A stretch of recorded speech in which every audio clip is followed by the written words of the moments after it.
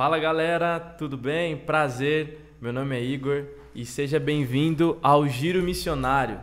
Esse é o nosso primeiro episódio de uma série de episódios. A ideia desse programa é trazer a intenção de Deus falando sobre as missões no mundo, né? O que está acontecendo no mundo, né? A ideia é trazer missionários aqui no nosso programa para entrevistá-los, saber o que eles estão fazendo, saber o que Deus tem chamado eles e também para trazer uma plataforma para nós conhecermos aquilo que está sendo feito fora das quatro paredes, né? Existe muita coisa sendo feita e esse é o intuito do Giro Missionário, tá? Então hoje nós estamos aqui com o William. Tudo bem, William? Tudo jóia, Igor. O William é um grande amigo de missão e eu quis convidar ele por aquilo que ele carrega, né? Mas também por tudo quanto o Senhor tem feito na vida dele. Então, meu amigo, se sinta à vontade. Obrigado. Tá? Pode se apresentar, falar seu nome, quantos anos você tem, de onde você vem. Eu me chamo William, sou casado com Pedrina, pai da Eloá, do Ezequiel. Eloá tem 5 anos, Ezequiel tem 1 aninho. Tenho 32 anos, sou Pedrina. Sou daqui do interior de São Paulo, mas casado com uma mineira lá do norte de Minas. Nossa. Uma junção bem diferente. e temos já trabalhado na missão já há algum tempo já. Legal, legal. William, como foi o começo, assim, sabe? O começo do seu chamado, como foi essa introdução? Você veio de berço cristão ou não? Conta um pouquinho da sua história. Bacana. Eu não venho de berço cristão, né? Meus pais, logo que eu nasci, estavam desviados, né? E interessante porque nesse contexto eu não sabia nada de como ser crente, né? Uhum. Comportamentos, mas eu sabia sobre ser um bom menino, né? Uhum. E tentava trazer orgulho para todo mundo e tal, mas quando, logo na infância, ali aos 10, 11 anos, quando a gente começou a realmente frequentar uma igreja, minha mãe voltou para os caminhos do Senhor, foi um momento que aí eu fui entender mesmo o que era ser cristão, esse mundo todo. Legal. Meus pais, então, são a primeira geração assim, de cristãos da família, né? Os avós vieram só depois a se tornarem cristãos. E aí eu e meu irmão, frequentando de pequenininho e sempre trabalhando na igreja, sempre envolvido com tudo, né? Uhum. A gente faz tudo. E foi muito interessante. Agora, para chegar na missão foi algo muito diferente, né? Porque como não vinha de berço, Sim, sim.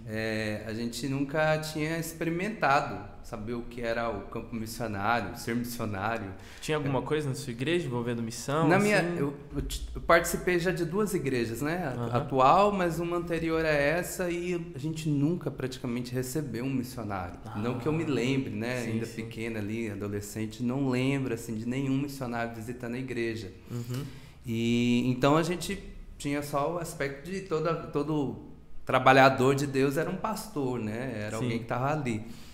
E só que numa circunstância que eu estava muito mal, numa questão de identidade mesmo, saber esses valores que a gente tem, né? Sim, Sai do sim. mundo, vem pro cristianismo, mas muita coisa ainda não foi transformada. Uhum. Tipo, e agora? O que eu posso fazer? Aí você fica naquela dúvida, fala, e agora? Será que eu tô acertando?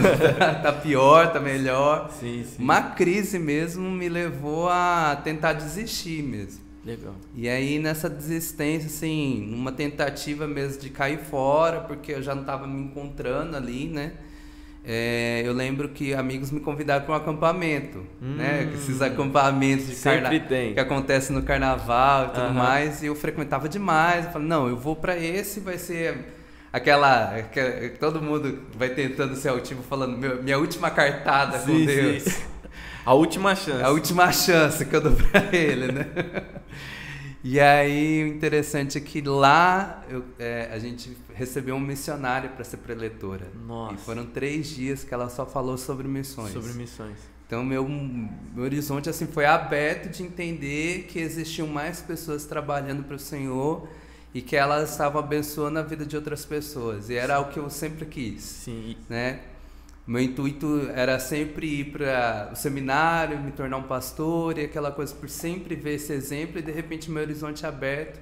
Eu vi Deus estendendo, na verdade, a graça dele para comigo e aí eu entrei mesmo, né, de cabeça nisso tudo. Né? Legal, então tipo, nesse acampamento foi quando Deus ele capturou seu coração e você viu, nossa, não é só pastoreio, presbitério, não, existe algo acontecendo, existem pessoas indo para outros lugares. Então nisso foi o seu pontapé para missões ou aconteceu alguma coisa? Nisso foi meu pontapé de compromisso com Deus, de compromisso. Eu acho. Primeiro essa parte, né? Porque eu fiquei muito em dúvida do que fazer. E aí eu lembro de uma das conversas até com essa missionária durante o acampamento. Eu perguntei para ela assim, o que eu faço? Eu quero servir ao Senhor. Sim. Mas na minha comunidade local eu já faço muito, mas eu não me sinto pertencente a um reino como eu tô vendo aqui esses dias, né? A essas causas de ajudar muitas pessoas. Eu acho que foi ali que Deus estralou, assim, o meu coração, né? Colocou meu coração ali alinhado ao dele para olhar para as nações, né? De fora de uma cidade, fora de uma pequena comunidade, mas para olhando os povos. E aí eu dei o start. Eu falei, não, então eu quero servir dessa maneira. Eu lembro que foi um processo até lá, Igor. Nossa, assim, foram... Você tinha quantos anos nessa época? Eu tinha 17. 17 anos. 17 anos. Sim. E aí eu lembro que eu cheguei aos 18, numa família bem conservadora, naquele ponto de você tem que ter uma casa, você tem que ter o seu carro, sua conquista pessoal, faculdade, né? E tal. Faculdade. E aí eu lembro que eu corri atrás de muitas coisas. Deus foi abrindo portas de um lado, fechando de outras. Hoje eu entendo claramente que é porta fechada, né? Mas foi interessante, que daí o preparo aconteceu de... Deus não trabalhou só comigo para ir para o campo, mas trabalhou com a minha família. Nossa. Isso eu acho que foi o ponto mais interessante nesses primeiros anos. Sim. Antes de estar no campo, Deus já estava ministrando com a família o que Ele queria para nós.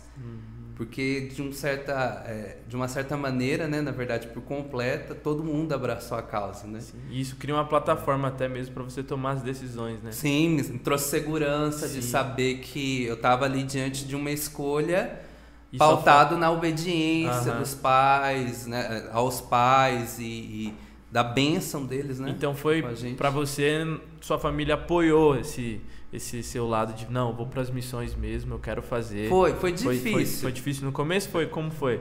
Foi difícil, porque assim, toda a história, né? Que vem pra gente de missionário, por vezes, é uma história um tanto de drama de falar o missionário vai passar fome, o missionário não tem casa. E para os meus pais era uma preocupação realmente, né? As histórias que eles ouviram não são as mesmas histórias que a gente ouve hoje, né? Não porque o tempo mudou, mas vinha poucas informações para nós naquela época, né? Sim, sim. Então acho que tudo era muito drástico assim, ao ponto de olhar e falar, nossa, é muito perigoso o que você vai fazer. Realmente existem muitas coisas que podem acontecer, mas a gente, no tempo que eu comecei a orar, comecei a buscar também informações de como era a vida missionária de outras pessoas. Nossa, que vem uma galera dar uns testemunhos assim, cabuloso assim, de tão triste e apavorante assim. E se você não olhar direito, você acha que realmente missões é só o lado ruim, né? E até te assusta também. Sim, e assim, a gente nunca tinha ouvido falar propriamente de um missionário, né? Mas o que aconteceu é que quando eu comecei a ter amizade com missionários, com pessoas que estavam ali já trabalhando, eu vi que era um universo totalmente diferente daquilo que a gente estava ouvindo naquela época, né? Sim, sim. Não fazem anos atrás, mas ainda era num tempo que não estava ainda se divulgando tanto missões como eu conheço, minha família conhece hoje, né? Entendi. Então acho que foi esse ajuste de entender melhor o que é ser missionário. E o que a gente entendeu claramente é que o que estava acontecendo na comunidade local, o que eu fazia ali, eu ia continuar fazendo para o Senhor em um outro local, exercendo tudo aquilo, né? Que bênção. Você está casado hoje. Isso. Pai de 2 filhos, né? O Ezequiel e a Eloá. E como foi? Você encontrou a sua esposa no campo? Como foi isso aí? Foi na igreja? Foi no mesmo bairro? As famílias se conheciam? Como foi? Foi na missão. Na missão? Foi na missão. A missão abre portas. Abre portas. Eu sou prova disso. Tá com portas fechadas, vai pra missão. Mas foi interessante, porque nesse tempo, né, que eu falei, eu passei pelo período de ajustar as coisas lá em casa, mas trabalhei, né, numa empresa, passei por um tempo muito interessante, tendo chefe, tendo que responder as pessoas e tudo mais. E o que aconteceu foi que depois, né, eu fui para o campo em 2011. 2011, quando eu comecei, fui para Jocum, lá na base em Contagem, fazer minha ETED. Pedrina ainda não estava lá, ela tinha feito a ETED dela em 2009. Um pouco antes. Mas ela na época não tinha ainda se encontrado na ideia missionária da coisa, né? Só pra galera que tá ouvindo a gente, o que é Jocum? Porque talvez a galera nunca ouviu sobre essa organização missionária, essa palavra. O que significa Jocum? A Jocum é uma sigla para Jovens com uma Missão. Certo. É uma organização já bem antiga. Ela está em todo mundo praticamente, em poucos lugares onde ela não está de maneira com uma base, com um trabalho, mas existem jocumeiros, né, que é a maneira que a gente chama os trabalhadores da Jocum, né? Sim. Existem jocumeiros praticamente em todo o mundo, em todos os países, em lugares bem perseguidos, em lugares abertos. Sim. Então a Jocum é esse movimento missionário. É interessante que ele é um movimento de unir pessoas com o mesmo propósito. Legal. A evangelização para o mundo, né, para as nações. Sim. Então, beleza. Chegou na Jocum, foi fazer sua ETED, né, que é a escola de treinamento discipulado. Foi lá ficar seus 5 meses, 6 meses. E aí você conheceu a Pedrina lá? Ou ela chegou na base que você estava? Então, aí eu fui. Interessante que daí passei esse tempo lá, né? Fui pro Pará. A ETED tem esse tempo teórico prático, né? Tempo prático. Fui pro Pará. Voltei de lá já com o coração ardendo. Meu Deus. Já tinha certeza, assim, que era isso que eu queria, mas depois desse tempo prático, eu falei, não, é isso, não tem como correr. O Senhor laçou meu coração ver trabalhar com ribeirinhos, né? Nossa. E ver, assim, um povo brasileiro que ainda precisava tanto de ouvir. Sim. Aí tomei a decisão, já assinei meus formulários como obreiro, né, da missão. Falei, não, eu quero ficar aqui, não me tira daqui não, gente. Legal. E aí em 2012 voltei, foi quando Pedrina também voltou. Ela tinha feito em 2009, passou 2 anos na casa dela, né, de volta, mas o Senhor capturou o coração dela também, trouxe ela de volta. E aí em 2012 a gente foi ser amigo, foi se conhecer lá para meados de março. Isso lá em Contagem? Isso tudo em Contagem. Ambos voltaram, os dois tinham feito a ETED ali, né? Sim. A primeira escola e depois retornamos para a mesma base. Legal. Né?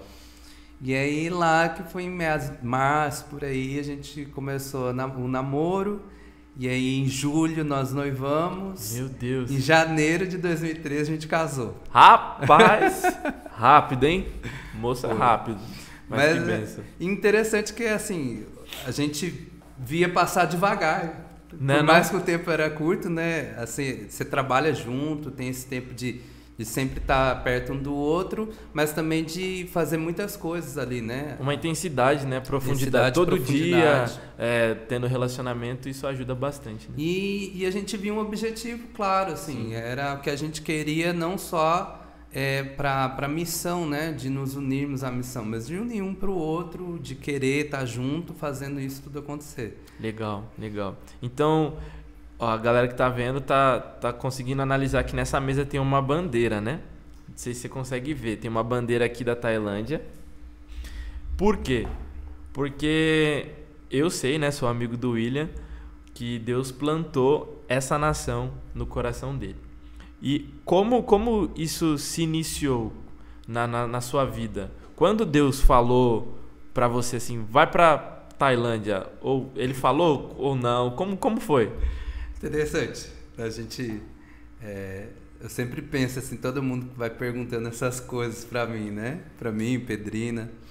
Porque para Pedrina foi bem diferente, né? Ela entendeu claramente desde a infância, vindo de um berço cristão, Sim. de que era realmente o campo missionário, o lugar dela, tudo, recebia muitos missionários na casa dela. Então ela já tinha um convívio com missionários, totalmente oposto do meu, que não tinha nenhum convívio.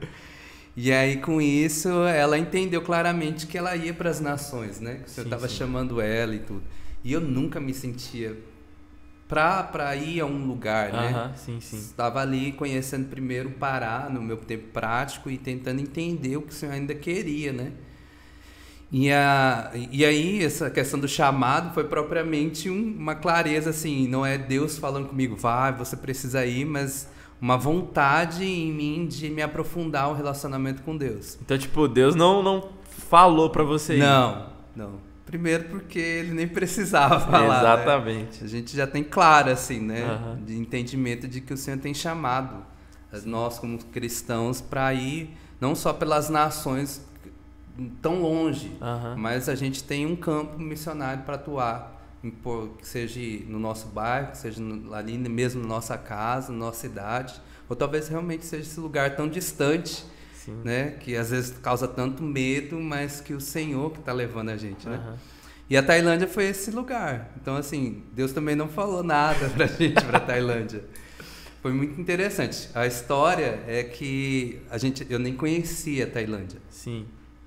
Se me falasse do Muay Thai, eu nem saberia dizer onde se pratica, em que lugar que tá.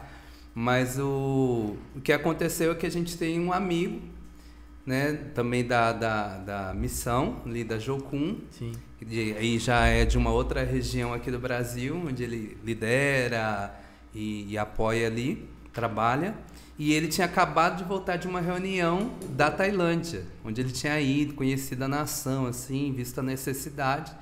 E ele foi dar aula em uma dessas escolas que a Jocum tem, né? Junto da Universidade das Nações, também está integrado ali os dois. Sim. E aí, com isso, ele olhou para a gente, praticamente, para mim e Pedrina, e falou, olha, vou começar a fazer alguma coisa para empurrar esse casal para lá. Sim. Ele sentava no meu sofá lá na casa e aí começava a abrir o computador e me mostrar, olha a foto desse povo, olha esse lugar, olha essa paisagem, olha aqui, veja. Mostrou as praias. E eu olhava tudo aquilo e achava muito interessante assim, mas num ponto de tipo, tá, muito bonito, mas o que tem a ver comigo, né? Tentava encontrar algo próprio assim, né, do que ele estava querendo. Mas ele foi me mostrando assim, eu lembro que foi no decorrer de uma semana, Igor. Semana, me sentando comigo assim, me mostrando. Uma semana corrida? Mostrando praticamente todas as tardes ali, olha, de mostrar aqui a Tailândia, de mostrar, olha esse povo. E ele já trabalhava lá? Ele só tinha ido para uma reunião, né? Conhecia um pouquinho, ele tem esse foco de trabalhar com a mobilização de pessoas para o campo missionário, então ele tinha ido nessa reunião e a gente depois descobriu, ele falou que o que ele entendeu de Deus era de colocar 10 casais na Tailândia. Nossa. Então, com esses 10 casais, um deles era a gente. E aí ele chegou e falou assim, não, eu quero que vocês vão. O que eu sinto é o Senhor chamando vocês para ir.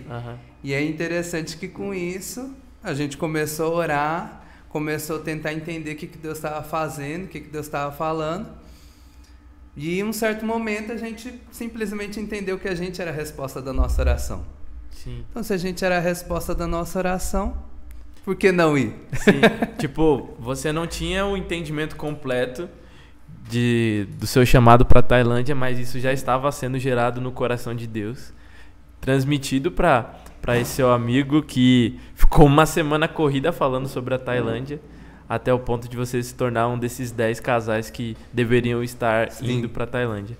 Legal. Sim, foi exatamente esse ponto de... Acho que o que Deus foi fazendo foi conquistando o nosso coração para a nação. Nossa. E aí, quando a gente se via, depois de um tempo orando, quando a gente começou a se ver, a gente já não estava mais desligado a ela. A gente já estava unido à nossa própria oração, falando, Deus, a gente, por favor, somos nós. Me envia. Então, assim, de algo desconhecido, Deus fez conhecido e fez ser pertencente a nós. Brotar um amor, uma paixão. Foi. E hoje a gente carrega essa nação como uma herança. Nossa. A gente fala que o Senhor distribuiu a herança que é dele, que foi dada a ele das nações, e um pedacinho ali que ele distribuiu, falando assim, pra gente amar junto com ele, foi a Tailândia. Sim. Como assim que Deus capturou seu coração, como foi esse processo? Porque não é assim também. Às vezes a gente acha que é só fui chamado por Deus e amanhã tô lá no país já, né? O meu querer seria esse, mas existe uma preparação, né? O discipulado também é algo progressivo. A revelação que nós temos de Cristo é progressiva. Então, como foi para você e para Pedrina? Vocês já estavam casados, sim? Sim, em 2013 a gente já estava casado, antes de ir para Tailândia. Legal. E aí como foi essa preparação? Tá, agora sabemos que temos que ir para Tailândia. E quais foram os passos que vocês tomaram até chegar lá? A gente tinha entendido, então, né, dessa resposta do sim ao Senhor de oração. Então a gente procura entender como fazer isso acontecer.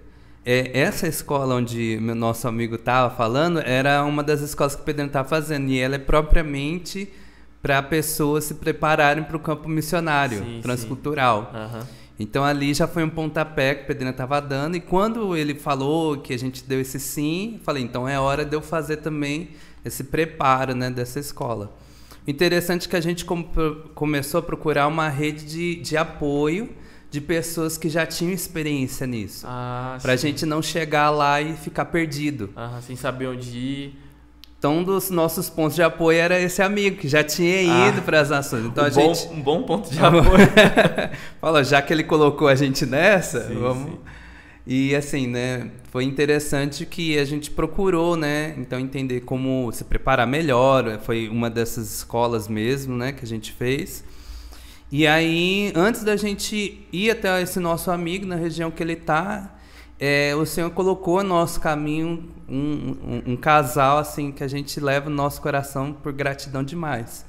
E eles são os nossos líderes hoje, né? Desde o nosso tempo na primeira ida para Tailândia e tudo mais. Então, num corredor ali de almoço, na base, ali na missão...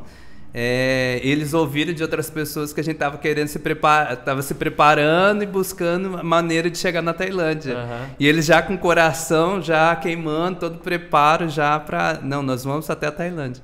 Sentaram e puxaram a gente de canto e falaram, tô sabendo que vocês estão querendo ir para a Tailândia. Caraca. A gente realmente, a gente está querendo ir. Nós estamos indo, vocês querem ir com a gente? Vamos orar por isso? A gente só regalou o olho e falou, uau! Deus colocou no nosso caminho agora a maneira da gente chegar lá, né? E aí foi interessante, foram várias conversas, reuniões, assim, onde a gente foi vendo segurança. Segurança que eu digo na questão de, além da fé, você saber que você tem um ponto de apoio com pessoas que já têm experiência, já tem tudo isso. Então, o preparo foi muito importante e a experiência de pessoas, porque... Você está numa nova cultura, é totalmente diferente. Você viver dores, tristezas, momentos difíceis numa outra cultura é muito difícil. E um ponto de apoio ali, de pessoas estando perto, ou de você saber que tiveram a experiência de passar por essas circunstâncias, te traz muita segurança, assim, né? Vamos fazer. Como foi chegar lá, né? Porque... Você falou sobre cultura, né? Então, deve ter coisas muito diferentes do nosso Brasil, né? Então, como foi para você e Pedrina estar chegando lá na Tailândia, esse start assim, nossa, chegamos, descemos do avião. Estamos aqui com as nossas malas. Foi um susto já. Foi interessante. A gente chegou com pouquíssimo inglês. Não. E, assim, uma das coisas que realmente nos levou aí... com esse pouco de inglês, é o desafio mesmo de ir para viver a língua local ali, com as pessoas e tudo mais. Então, nosso inglês era o suficiente para a gente comunicar, entender um pouco das pessoas, mas quando você vai treinando um pouco do inglês assim, né, com outras pessoas daqui do Brasil e tal, parece que a gente vai entendendo um pouco melhor. De repente, a gente estava no desafio de ver todo mundo diferente, do qual nem eu e ela passamos, né? Nenhum tinha feito uma viagem internacional. Internacional. Você nunca tinha saído do Brasil? Nunca. Primeira vez foi pra Tailândia? Foi. E aí já foi pra morar por muito tempo, né? Não foi assim, um passeio ou um trajeto curto, né? Foi um trajeto de 24 horas de voo. Meu Deus. Então, com escala. Então, já tinha pegado avião já? Avião sim. Avião eu já tinha pegado. A primeira vez que eu peguei avião foi para missão. Eu fui de São Paulo para Minas ali. Mas aí a internacional foi essa viagem. E eu lembro que a gente procurava assim, um ponto de apoio, assim, falando, meu Deus, e se não der certo, o que a gente faz? O que a gente faz? Aí eu lembro que a gente encontrou uma brasileira no voo. Nossa. E aí, não, eu posso ajudar vocês e tudo mais. Então a gente, vai ser melhor, porque caso o inglês falhar, ela tem já experiência, já pode apoiar um pouco melhor a gente. Aí eu lembro que o nosso voo fez escala na Etiópia. Sim. Nós ficamos um tempo ali e aí depois pegamos o outro voo até Bangkok. Quando a gente chega em Bangkok é enorme o aeroporto. Nossa. E a gente precisava encontrar um portão certo pra sair no tempo certo, porque a gente tinha um outro voo para ir até a região norte. Nossa. É onde a equipe estava. E aí o desafio foi grande, mas Meu assim, Deus. Foi muito gostoso. Foi aquela experiência do mochileiro. Nossa. Passou perrengue? Algum perrengue assim na chegada assim de... Passamos porque aí a gente tinha claro assim do que fazer, mas tudo muito difícil assim, você colocar... A teoria a gente tem, mas vamos botar em prática. A prática era fazia algumas coisas, tinha que refazer, pegar mala, esse lugar mesmo, onde chegar, o que fazer. Então foi bem complicado assim. Mas quando a gente viu que já estava dentro do voo ali para chegar até o norte, falou, pronto. Agora a gente chega. Agora passou o perrengue que foi e agora a gente chega. Eu lembro que a gente mal conseguia encontrar um lugar para comer. Nossa. Porque a gente via as comidas, via as lojas, mas ainda não tinha ainda não sabia manejar muito bem a moeda. Tudo que eu via ou era em tailandês ou já era no inglês totalmente diferente do que a gente estava acostumado. Sim, sim. Né, com sotaque e tudo mais. Você ouvir um asiático falando inglês é muito diferente. Meu Deus. É muito diferente. Então, assim, foi um desafio. Mas a gente chegou, comeu ali, depois já estava com os nossos amigos, aí relaxou, ficou tudo mais tranquilo. Legal. E lá, como foi? Tipo, vocês ficaram sozinhos em um bairro? Ou tinha uma galera para receber vocês? Ponto de apoio? Esse casal, eles já tinham até divulgado a ida deles para Tailândia para mais lugares, né, mais pessoas. E aí, o que aconteceu, que foi muito interessante, é que já tinha uma equipe, né? A gente estendeu um pouco a nossa ida, não fomos junto com uma equipe por causa desse nosso preparo, dessa escola que eu estava para fazer. Ali já tinha uma data certa, então logo uma semana depois da escola eu já estava embarcando, né? Aí eu e o Pedrinho, a gente já estava indo para Tailândia. Então interessante, nós casamos em 2013 em janeiro, em novembro nós fomos para Tailândia. E aí a gente chegou lá, a equipe já tinha 6 meses na região. Então a gente foi para a casa de um deles, né? Já tinha toda essa facilidade de língua, porque daí eles nos ajudavam. Eles te ajudaram no aprendizado ou não sei se... No início ali, nas palavras ali, o Sawadee-krap, Sabaidi Mai-krap, né? Peraí, que... A galera que tá escutando, ela não sabe, você sabe, né? Mas o que quer dizer? Sawadee-krap. Sawadee-krap é o cumprimento geral, né? Você vai falar ali quando você vai ver alguma pessoa, né? E é interessante que asiáticos vão juntar as mãos, né? E Sawadee-krap, Sabaidi Mai é quando você vai fazer uma pergunta de você tá bem, né? A gente tem muito esse costume, né? Engraçado que o tailandês ele quase não vai te perguntar isso. Ele já vem de uma maneira diferente na abordagem dele. Como tem relacionamento, já tem amizade, né, ele vai perguntar, o que você está fazendo? O que você comprou hoje? O que você fez hoje? E a pergunta vai puxar o assunto ali de qualquer outra conversa. Então é bem interessante. Mas formalmente, quando você vai ver alguém ali importante ou alguém no momento importante, você vai falar o Sawadee-krap. Legal. Nossa, é muito lindo, né, ver essa diferença que tem nas línguas é maravilhoso. Isso nasce no coração de Deus, né? Verdade. Como foi, falando sobre língua, como foi assim? Porque eu sei que Pedrina, ela desenrola muito bem o tailandês. Sim, mas nossa. quanto tempo demorou? Foi muito difícil? Nossa, Igor, foi complicado, não consegui. Só Deus me chutando que deu certo. Foi um perrengue. Esse sim foi um perrengue de verdade. A língua tailandesa, de outras línguas ali da Ásia, elas são, pelo menos assim, na minha opinião, elas são bem difíceis, né? A língua tailandesa é uma língua tonal. Então, dependendo, você às vezes pode falar uma mesma palavra em tons diferentes e tem significados diferentes. Na mesma palavra. A mesma palavra. Se mudar o tom, você está falando coisas diferentes. Nossa. Então, coisas que nós não temos assim no português, né? Uhum. O que a gente faz é, de repente, na interrogação, né? O nosso tudo bem se torna tudo bem, né? Mas no tailandês é interessante que fica uma língua muito cantada. Você ouve ela em diferentes tons, assim, né? Eu dou um exemplo. Vou trazer um exemplo aqui, pessoal. Olha só. Tem uma palavra que ela em tons diferentes vai mudar o significado. Então é sua. Sua é camisa. Sua é tapete. Sua é onça. Não, mas foi igual. Pra gente é igual, né? Então mas pra eles não. São tons assim, um vai lá pra cima. Então, sua, você quer falar de camisa. Sua, você falar de esteira que eles têm. Então, sua é como se fosse tudo bem, né? Que a gente faz. Vai virar onça. Nossa. Então Meu Deus tem essa jogadinha de algumas palavras, saber como falar. A conjugação, assim, a conjugação de verbo deles é muito fácil, né? Eles não têm verbo conjugado, eles só colocam ali uma palavra anterior falar de passado, uma palavra posterior ali diferente para falar de futuro. E o presente é somente o verbo. Entendi. Mas eles têm as classificações, então eu quero copo, copo, uma peça. Eu quero talher, uma peça. Eu entendi. Quero onça, um animal. Eles falam depois a quantidade. Isso, vocês sempre colocam a classificação ali. Então, são coisas da língua que, pro nosso costume, a gente quer muito deixar automatizado, né? Todo português tem que ser igual aos outros.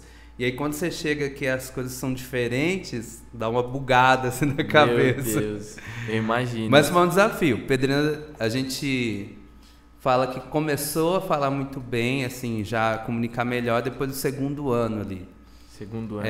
Pedrina já deslanchou bastante. Eu ali fui pegando muito com o pessoal, né? Então, o processo de dar aula com futebol, tá ali com a igreja, né? Foi um processo interessante para ver essas coisas acontecendo. Assim. Legal. A gente tem algumas fotos do tempo do William lá na Tailândia. Vê se você consegue jogar uma foto de um círculo, a galera tendo uma célula.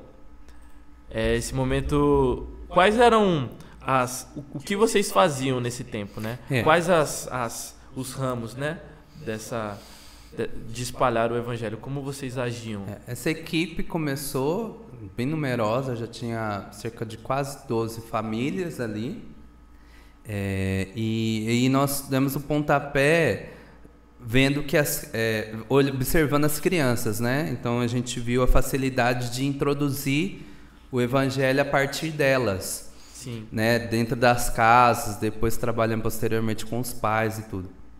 E as crianças, elas estudam lá das 8 até as 4 da tarde, né? Período integral. Se não me falha esse horário, se não algo próximo a isso, né? E aí, então logo após, né, a aula delas, em um dia da semana, eram dias diferentes, a gente ia em escolas que a gente já tinha dado aula. Entendi. Então a gente dava aula de futebol em ocasião do nosso visto e também já visando o evangelismo. E tudo isso nos levou depois a começar trabalhos de evangelismo ali nas escolas ali com as crianças. Legal, legal. E é interessante com isso que depois das aulas a gente reunia com eles e fazia esse trabalho. Fazer essa célula. Isso. Acho que já tá passando já a foto. Tem uma outra foto também bem legal que é no futebol.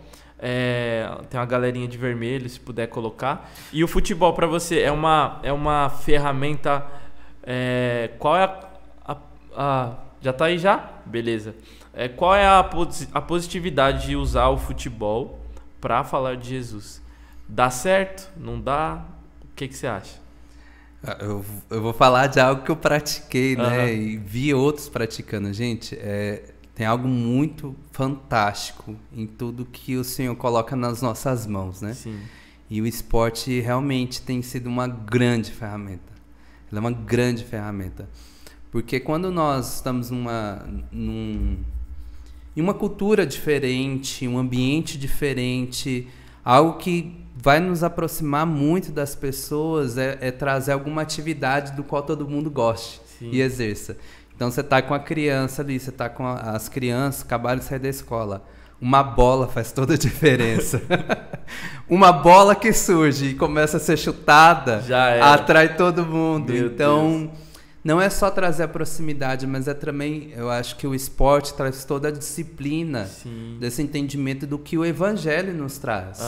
Então, o esporte vai dizer que é errado bater no outro. Sim. E isso vai ocasionar uma falta, vai ocasionar uma expulsão, advertência nessa pessoa, suspensão. Então, isso traz valores para o reino. Sim. Né? O quanto o nosso machucar o nosso irmão, machucar as pessoas que estão ao nosso redor, trazem também consequências. Sim, então, a vitória precisando ser compartilhada, ninguém conquista sozinho, é toda uma equipe. Saber lidar com a derrota também. Com a derrota, com as percas, mas saber fazer disso um crescimento. Sim. Então, assim, tem muita coisa que pode ser ensinada através do esporte. Eu lembro de uma ocasião onde um menino sempre fazia bullying com o outro. E aí, por olhar atitudes dele, comportamento dele, sempre fazia bullying com esse menino. Então, um momento que eu olhei para aquilo e chamei ele de canto. Falei assim, olha, por que você está fazendo isso com o seu amigo? Sim. Ah, mas é porque todo mundo já fala isso para ele. Todo mundo, é normal já chamar ele desse jeito. É normal já ele ouvir tudo isso. Eu falei, mas você sabia que ele pode estar muito triste em ouvir isso? Imagina se você está jogando junto com ele e no momento que ele está mais alegre porque ele fez o gol, você fala uma palavra dessa que chateia ele demais, deixa ele muito triste. Você poderia usar palavras que poderiam ajudá-lo a ficar muito mais alegre. E aí eu lembro que também na ocasião eu fui falando sobre Jesus. Eu falei, olha, Jesus era essa pessoa que quando os outros falavam mal, assim, queriam trazer advertências ruins, advertências não, mas palavras ruins para algumas pessoas, pelos os pecadores, os publicanos, ele era aquele que falava palavras de amor. Sim. E afirmava o quanto Deus os amava, o quanto eles eram queridos, né? E tudo isso fez aquele menino mudar. Eu lembro que ele foi crescendo, né? E depois eu já não via mais essas palavras da boca dele. Nossa, que legal. Então a mudança ela é clara. Sim. Porque nós estamos falando sobre coisas que são eternas. É de um reino que não pertence a essa terra, mas que está... A terra toda é submetida a ele, né? Sim. Então, trazer esses valores realmente faz muita diferença, Igor. Sim, nossa, e eu fico feliz porque muitas vezes nós limitamos, né? Lugares, geografias e coisas. Parece que Cristo não pode ministrar outras pessoas através, sei lá, das mídias, através de artes, através de umas músicas, através do esporte. E pelo contrário, né? Igual na Tailândia, foi uma ferramenta primordial para ajuntar, ter relacionamento e discipular essas crianças. Sim. Isso me deixa feliz, mano. A gente tem o costume de dicotomizar, né? Separar muitas coisas, trazendo coisas seculares ao sagrado. E, gente, nós somos seres integrais. A alegria que nós temos em cantar e adorar o Senhor é a mesma alegria que nós devemos ter quando a gente joga bola junto. Exato. Se o Senhor não preenche toda a sociedade em todas as nossas atividades, Ele não é rei sobre tudo. Exato. Então nós estamos entregando qual parcela para Deus? Toda Ou será que é uma dividida ali entre coisas que Deus não pode fazer? Legal. Eu fico pensando muito sobre isso. Legal. Faz toda a diferença na nossa vida devocional também. Sim. E, cara, quanto tempo vocês ficaram lá?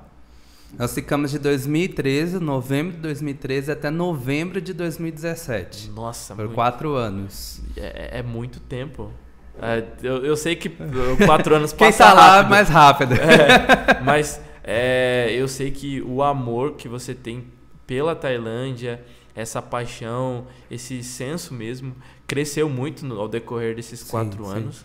E como foi para você lidar com os desafios, né?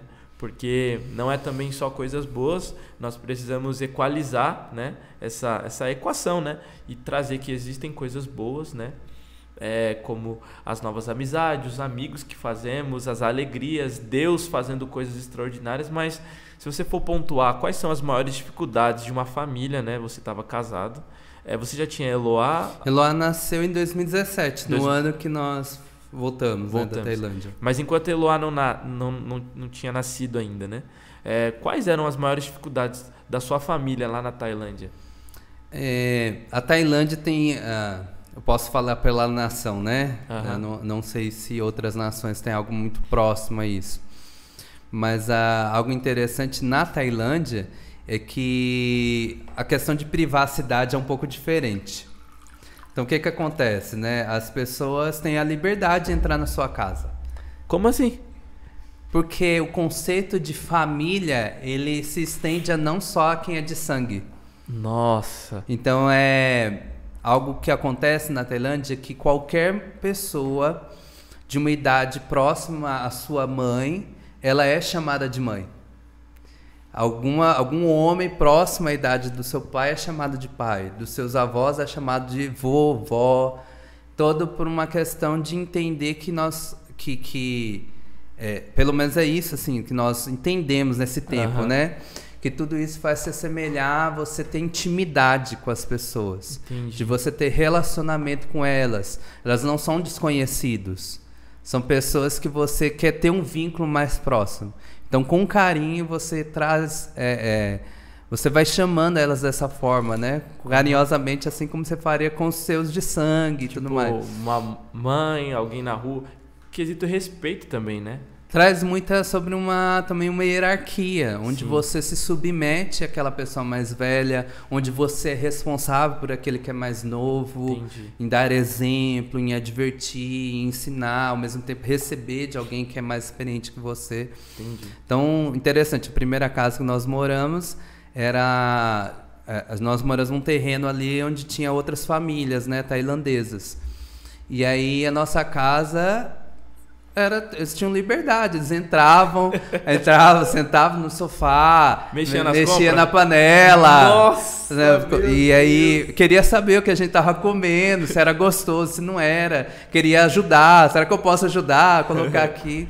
No começo foi difícil? Foi difícil, porque isso mexe muito com a nossa cultura. Exato. Há um ponto interessante que é do etnocentrismo, onde a gente quer que as coisas se assemelhem àquilo que a gente acha que é certo na nossa cultura. Uhum. Então, sentar dessa maneira na nossa cultura é errada. A gente quer que todas as nações da Terra tenham como errado fazer aquilo. Comer com as mãos é uma falta de higiene e de educação. Nós queremos que todas as nações... E aí, quando a gente vai para povos que comem com a mão, a gente sempre fica, às vezes, com receio, assustado, pensando de alguma maneira. E então, o etnocentrismo nosso precisava ser combatido. Nossa. Né? E foi muito difícil no início. Imagine se adaptar. Você tá lá na sua casa, imagine você que tá escutando a gente. Você tá lá na sua casa, tá fazendo uma comida boa lá, e do nada entra alguém na sua casa pra mexer na sua panela. Você gostaria? Teve algo interessante. Eu tava vindo Lá você tem além dos mercados, né, mercadinhos, aí tem muitas barraquinhas que vão vendendo, como feira, né? Parece muito a nossa feira. Algumas barraquinhas que vão vendendo comida. E o porco, a carne de porco, é o animal mais comum de ser consumido ali na Tailândia. E tinha uma barraquinha que ficava bem próximo ali dessa primeira casa. Eu lembro que eu fui comprei a carne lá que a gente queria, voltei para casa e aí nossa casa ficava no fundo, então eu passava pelo corredor das outras casas, né? Ah, tá, entendi. E a dona da nossa casa, que a gente chamava de mãe, né? Aham. De Mé, que é mãe em tailandês, com todo respeito, ela fala, o que você comprou? O que você comprou? Eu falei, fui ali comprar carne. Que carne que você comprou? Comprei tal carne. Quanto que você pagou? Paguei X. Pagou caro. Tá errado. Não, volta. E aí ela foi comigo. Nossa. Até lá, falou, você cobrou errado. É mais barato essa carne. Cadê o dinheiro? Nossa. Aí ela fez toda a negociação pra me ajudar e eu voltei com o dinheiro embora. A primeiro momento ficou naquela... Como assim, quer mexer nas minhas compras, mas depois... Mas depois, porque esse cuidado de ser família mesmo, assim, né? Caraca. E é uma das coisas que a Tailândia, assim, nos ensinou demais. O quanto olhar com valor as pessoas, com generosidade. Então, é um olhar de generosidade, sempre querendo ajudar, sempre querendo servir, sempre querendo apoiar, assim, no que você precisa. Né? A gente viu um cuidado extremo e sabe que isso pertence ao Senhor. Sim, isso vem de Deus. É uma impressão digital de Deus nessa cultura. E, nossa, é fantástico. Me encanta demais falar disso. Nossa, legal. Mas, uma pergunta. Vocês voltaram, né? Vocês ficaram 4 anos. Teve algum motivo que fez você voltar? Ou fazia parte já de um planejamento e tal? Então, na verdade, a gente voltou na melhor época do trabalho, né? Nossa. E o que aconteceu é que a nossa filha Eloá começou a ter alguns probleminhas de saúde. E aí, com esses probleminhas de saúde, a gente não estava conseguindo mais identificar de que maneira a gente poderia ajudá-la. A gente foi em várias clínicas, nós fomos em em hospitais, a gente começou a ver de que maneira dava para conseguir fazer algum exame, identificar esse problema, né? Sim. Com isso, também a nossa saúde ficou muito fragilizada. Então, a gente já estava se vendo já bem estressados, com dificuldade na relação do casamento ali, no convívio como família, no convívio em ser ali paz de primeira viagem, um desafio enorme. A língua se tornou um ponto bem complicado, porque já não era mais uma linguagem do dia a dia. Era uma linguagem de hospital, onde vinha o nome de procedimentos, nome de doenças que a gente mal conhecia, mal tinha ouvido falar em tailandês, né? E eu lembro que com tudo isso, aquilo mexeu muito com a gente. Sim. Eu e Pedrina, a gente realmente se viu num estado bem complicado. Mas em questão do trabalho estava fluindo tudo muito bem. Mas a gente entende claramente que o Senhor Ele não quer o alcance das nações desconsiderando a nossa saúde, as nossas emoções, nós como seres integrais servindo a Ele como todo, né? Também orando, servindo ao Senhor, evangelizando, mas psicologicamente ruins, né? Acabados, emocionalmente complicado ali. Então, o que a gente faz com tudo isso? Eu lembro que eu fui orar e eu tinha uma certeza de que não era isso que o Senhor estava querendo da gente, né? E aí, com isso, a gente se despediu da Tailândia com muito choro. Meu Deus, eu imagino. Muito choro, com muita dor, com um aperto no nosso coração, mas entendendo, assim, que o Senhor estava fazendo algo em nós e queria nos preparar para alguma coisa. Foi complicado de entender no início, claro. Imagino. Tá no meio do olho do furacão ali, pensar nessas coisas não é fácil. Sim. Eu entendo as pessoas que por vezes estão ali, estão tentando lutar ainda contra essa ideia de não, ainda dá para ficar, não, ainda... postergando as coisas. Porque é complicado, uma vez que você ama aquele lugar e você sabe a importância, não só da sua presença, né, mas a importância de você querer ver tudo aquilo acontecendo, né, algo que você sempre sonhou. Mas com os anos e com muitos amigos, né, muitas pessoas que realmente são, assim, pessoas que a gente carrega no nosso coração, foram esses que foram nos dando apoio, nos dando uma plataforma de segurança novamente, onde a gente podia pisar, ser ministrado, ser curado de muitas dores, né? Sim, Então, eu imagino que foi um processo muito difícil, né? Você tá ali num país que você ama, mas a sua posição como pai de família foi proteger, né, a saúde da sua filha, da sua esposa, sua própria saúde também. Igual você disse, né, o evangelho é integral para o homem integral, né?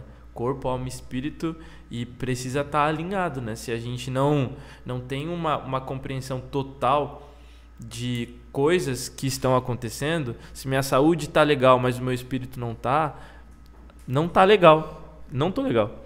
Então foi que bom que você teve essa posição, amigo. E agora, nos próximos passos, né? Passaram-se quanto tempo da sua saída de Tailândia? 5 anos já. 5 anos? São 5 anos aqui no Brasil, mas muita coisa interessante aconteceu nesse tempo, imagino, né? Imagino. Muita coisa boa aconteceu. Até mais uma bênção, né? O Ezequiel.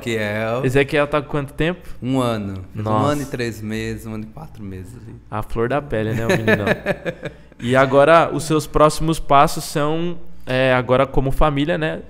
Tava em 2, agora vou estar em 4. 4. Daqui quantos dias você tá voltando? Nosso embarque agora é dia 13 de novembro. Dia 13 de novembro. 30 dias, estamos lá. E como tá o coração?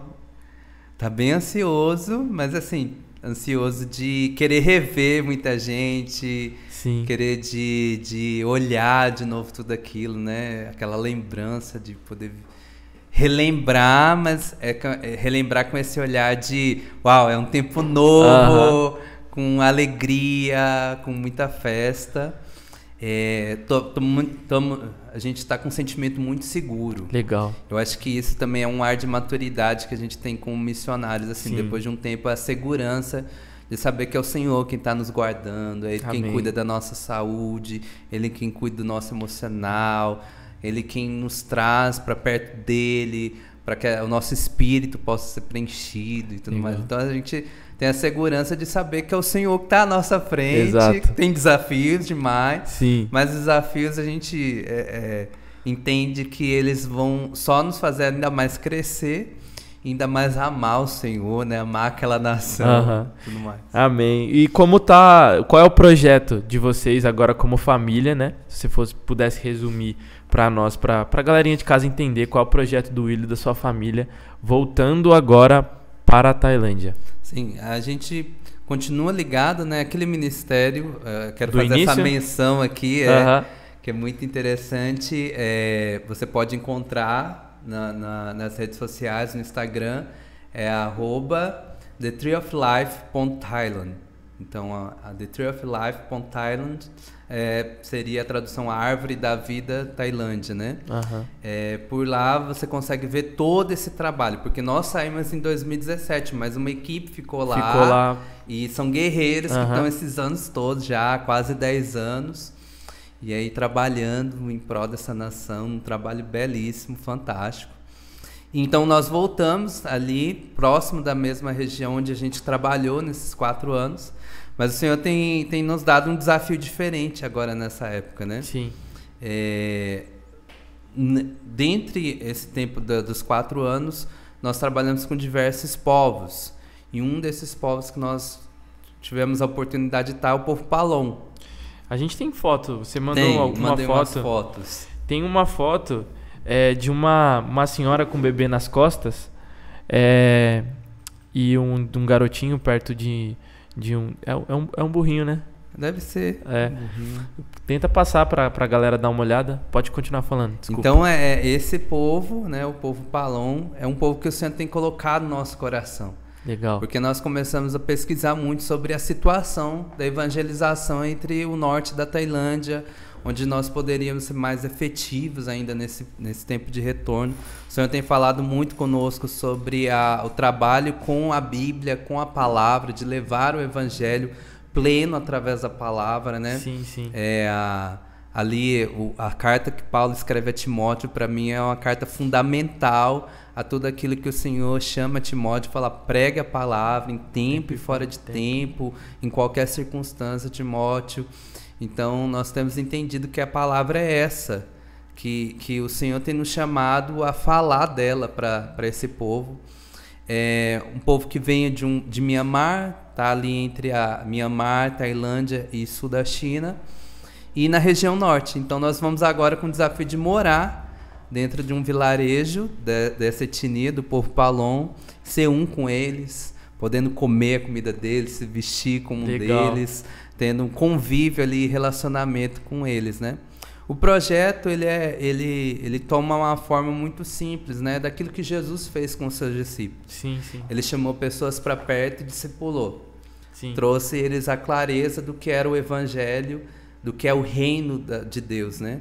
E com isso, esses homens começaram a enxergar, a conseguir entender quem era aquele homem chamado Jesus, que era 100% homem, 100% Deus, rei de um reino, né, dessa nação que não pertence a esse lugar, mas que já estava sendo colocado nesse lugar. Sim. Então, com tudo isso, esses homens começaram a olhar para o mestre e a ser uma cópia desse mestre, né? E isso é o discipulado que nós queremos também fazer com os Palon. Nós queremos que eles consigam enxergar Jesus. Legal. E com Jesus eles consigam caminhar. Treiná-los, porque foi isso que Jesus fez com os 12. Treinou eles, capacitou para que eles depois pudessem pregar o evangelho. Então, é o discipulado, o treinamento e o comissionamento. Porque o que a gente mais quer ver é o Senhor levantando missionários e pessoas, homens, mulheres, crianças, velhos, ali entre o povo Palon, comprometidos com Ele e desejosos de encontrar o Senhor e de fazê-lo conhecido ali. Amém. Entre os Palon, entre outros povos, né? Legal. Cara, eu tô com meu coração fervendo aqui em paixão. Você transmite isso, né? A paixão que existe no seu coração, essa convicção que Deus já está na Tailândia, que Deus já está nesse povoado. E eu queria que você deixasse uma mensagem para a igreja, para a família Vitoriosa e também para todas as igrejas, o corpo de Cristo que vai ouvir esse podcast, né? Se tratando, né, do Giro Missionário, esse movimento de missões. Eu queria que você deixasse uma mensagem para a igreja. Eu orei pensando sobre o que eu poderia trazer para os irmãos, né? E algo que tem tocado no meu coração muito é que nós possamos tomar com garra aquilo que o Senhor tem falado conosco. Por vezes eu vejo um movimento de pessoas que querem muito avivamento novo, mas que estão deixando de viver aquilo que o Senhor já nos falou. O Senhor é esse que colocou a sua palavra diante de nós, da revelação de quem Ele é e do que Ele pretende fazer, do que Ele já fez e das coisas que há de vir. E nós precisamos agarrar essa palavra, fazer essa palavra ser conhecida primeiramente no nosso coração. Se essa palavra não arder no nosso coração todos os dias, em querer nos transformar e nos moldar cada vez mais parecido com aquele que é perfeito, Jesus, nós não vamos conseguir fazer mais nada nessa terra. Nós não vamos mais conseguir pensar de que maneira nós vamos alcançar as pessoas que estão aqui, né? E essa palavra nos move aí para as nações. Nos move a olhar com paixão o próximo. Nos move a olhar com gratidão aquilo que o Senhor nos fez de graça. Ele nos deu essa graça, foi tudo de graça para nós. E agora o que nós podemos dar ao nosso próximo, o que nós podemos fazer em gratidão a tudo isso que o Senhor é e faz por nós. Então, algo que eu quero deixar no seu coração é, antes de qualquer avivamento novo, procure entender, busque e viva tudo aquilo que o Senhor já nos falou. Busque com paixão a palavra que o Senhor já trouxe ao seu coração, aquela que te moveu para dizer sim para Ele. Viva isso com intensidade. E o Senhor com certeza tem um tempo novo para nós, com muito avivamento, com muita paixão, com muito amor. Então nós precisamos ser fiéis àquilo que é do passado, para o Senhor nos entregar com muita gratidão as coisas que ainda vão vir para frente. Amém. Amém, meu amigo. Obrigado. Obrigado. Eu quero te incentivar a você compartilhar esse podcast. Envie para seus amigos, envie para a galera da tua igreja, o grupo de jovens, envie para sua tia, para sua vovó, para todo mundo. E eu quero desejar bênção sobre a sua vida, quero profetizar sobre a sua vida. bênçãos sobre a sua família, que Deus em Cristo venha repousar no seu coração e que o Giro Missionário venha colocar uma semente, pois a missão ela só dá certo porque ela já nasceu no coração de Deus, tá bom? Deus abençoe, abração, tchau!